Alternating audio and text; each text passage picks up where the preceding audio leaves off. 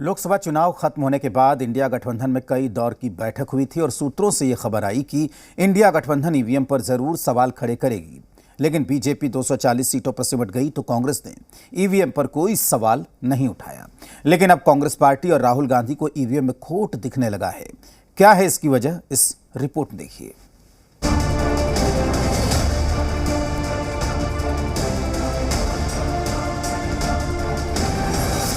NDA गठबंधन को केंद्र में सरकार बनाए हफ्ता भर बीत चुका है। सभी मंत्रालयों का बंटवारा भी हो चुका है। पूरा मोदी मंत्रिमंडल अपने 100 दिन के एजेंडे में जुटा है। लेकिन कांग्रेस को सरकार न बना पाने की टीस बार बार साल रही है। मोदी सरकार के गठन के हफ्ते भर बाद अब कांग्रेस पार्टी को ईवीएम में खोट दिख रहा है। एक्स पर कांग्रेस पार्टी ने एक पोस्ट किया। ईवीएम से जुड़ा एक गंभीर मामला सामने आया है। मुंबई में एनडीए के कैंडिडेट रविंद्र वायकर के रिश्तेदार का मोबाइल फोन ईवीएम से जुड़ा था।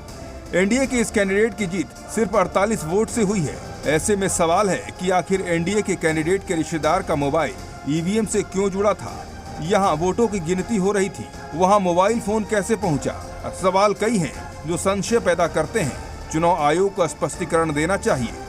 कांग्रेस पार्टी के इस ट्वीट के बाद तुरंत राहुल गांधी ने ईवीएम को लेकर विवाद को आगे बढ़ाया और दुनिया के सबसे अमीर बिजनेसमैन एलन मस्क का एक्स पोस्ट को रिपोस्ट करते हुए एक अखबार का हवाला देकर कहा, भारत में ईवीएम एक ब्लैक बॉक्स है और किसी को भी उसकी जांच करने की अनुमति नहीं है।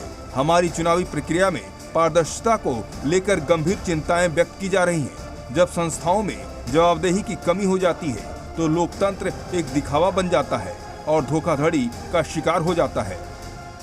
लोकसभा चुनाव के नतीजों में बीजेपी महज 240 सीटों पर सिमट गई तो ईवीएम का मसला गायब हो गया। लेकिन अचानक राहुल गांधी ने ईवीएम पर हमला बोला तो भला अखिलेश कहां पीछे रहने वाले थे। उन्होंने भी एक्स पर पोस्ट किया, टेक्नोलॉजी समस्याओं को दूर करने के लिए होती है। अगर वही मुश्किलों की वजह बन जाए तो उसका इस्तेमाल बंद कर देना चाहिए। आज जब विश्व के कई चुनावों में ईवीएम को लेकर गड़बड़ी की आशंका जाहिर की जा रही है तो दुनिया के जाने माने टेक्नोलॉजी एक्सपर्ट ईवीएम में हेराफेरी के खतरे की ओर खुलेआम लिख रहे हैं। तो फिर ईवीएम के इस्तेमाल की जिद के पीछे की वजह क्या है, ये बात भाजपाई साफ करें।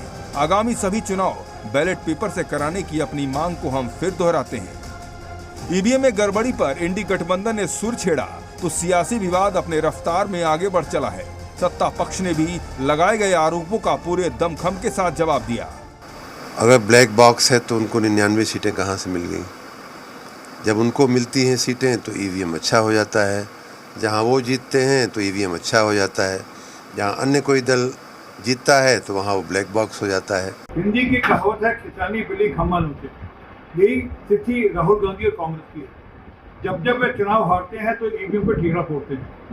जब वे चुनाव जीतते हैं तो वे ईवीएम की बात नहीं करते। लोकसभा चुनाव हुए तो अमेरिका समेत कई देशों में भारतीय लोकतंत्र की तारीफ हुई थी। यहाँ तक कि पाकिस्तान ने भी भारत में हुए चुनाव की प्रशंसा की थी, क्योंकि नंबरों पर किसी भी दल ने कोई एतराज नहीं जताया था।